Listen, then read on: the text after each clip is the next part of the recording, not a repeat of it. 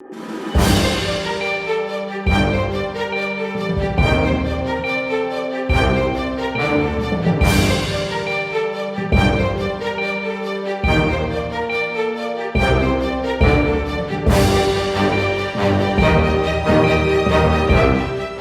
est 13 h dans les locaux de Eusae Télévision, amis internautes de Eusae TV. Bonsoir à toutes et à tous et bienvenue dans ce 13 h. Au sommaire de l'actualité à Parakou, la tradition Batonou a brillé dans la nuit de ce vendredi avec le Donkonrou, cérémonie du jet de feu, tenue au Palais Royal de Tian. Un moment de ferveur culturelle, de spiritualité et de transmission. À l'international, les députés français ont voté la restitution du tambour parlant Didier Ayokwe à la Côte d'Ivoire 109 ans après sa confiscation par l'administration coloniale. En sport, Romuald Bokor représentera le Bénin au congrès FIFPro Afrique 2025 prévu en août au Caire. Une occasion pour l'Est international béninois de défendre les droits des footballeurs africains sur la scène continentale. Restez avec moi pour la suite.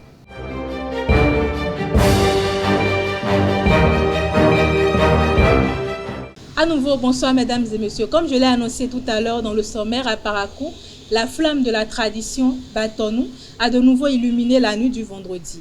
Au Palais Royal de Tian, le Donkonrou, cérémonie du jet de feu, a rassemblé initiés, autorités et curieux dans un rituel chargé de symboles et de spiritualité. Retour sur les moments forts du calendrier culturel Batonou, au micro de Eric Mbetao. Vendredi soir, le Palais Royal de Tian, à Parakou, a été le théâtre d'un moment fort de la culture Batonou. Il s'agit du Donkonrou, une cérémonie rituelle centrée sur le jet de feu qui en constitue l'élément principal, représentant aussi le nouvel an Batonou. À l'origine, le Donkonrou désigne le geste symbolique de lancer le feu en l'air, une conjuration du mauvais sort destinée à éloigner les esprits néfastes et protéger la communauté. Autour de cette pratique s'est construite avec le temps toute une série de rituels désormais englobés sous ce même nom. La soirée a débuté par une marche silencieuse des initiés, chacun portant des bois de feu.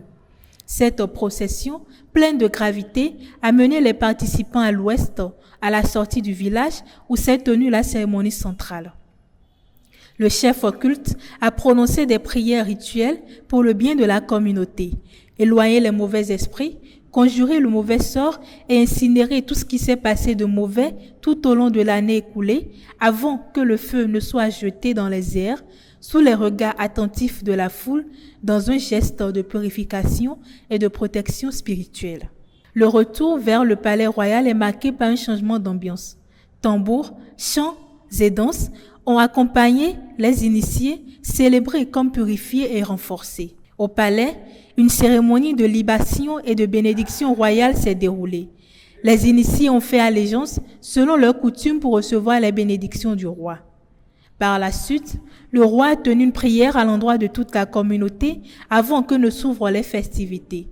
Danses traditionnelles, réceptions populaires sont venues clore la soirée dans une ambiance conviviale. Le Donkonrou reste, pour le peuple Batonou, une pratique ancestrale riche de sens, à la fois spirituelle, sociale et culturelle, qui continue de rassembler et de transmettre le savoir endogène. Les députés béninois ont adopté ce 7 juillet une modification de la loi régissant le projet de pipeline Niger-Bénin. Le texte protège les partenaires contre les changements juridiques futurs pouvant leur nuire en prévoyant des compensations dès un préjudice d'$1 million. Il introduit aussi une définition stricte des normes sociales propres au projet. Malgré des réserves de l'opposition, le gouvernement a rassuré sur le processus consultatif. Le président de l'Assemblée nationale du Bénin, Louis Vlavonou, a reçu en audience ce 7 juillet 2025 une délégation gabonaise composée des membres du gouvernement, du parti politique de la société civile et du PNUD Gabon. Cette visite s'inscrit dans le cadre d'une mission d'immersion AC sur le modèle béninois de gouvernance politique. Les échanges ont porté sur l'évolution du système partisan et le rôle du Parlement dans la consolidation démocratique. Louis Vlavonou a salué l'initiative et exprimé le souhait de renforcement des liens entre les deux pays. Un homme d'une trentaine d'années a été condamné par le tribunal d'Abomey-Calavi à 6 mois de prison avec sursis pour escroquerie. Il s'était fait passer pour un agent de voyage et a soutiré 150 000 francs CFA à sa victime contre la promesse d'un visa et d'un billet d'avion sans jamais fournir les documents. L'accusé a reconnu les faits à la barre. Les autorités appellent à la vigilance face à ce type d'anarcho. Hors de nos frontières, les députés français ont voté à l'unanimité ce lundi 7 juillet 2025 une loi autorisant la restitution du tambour parlant Djidji Ayokwe à la Côte d'Ivoire. Confisqué en 1916 par l'administration coloniale, ce symbole du peuple Atchan servait jadis à transmettre des messages sur plus de 20 km.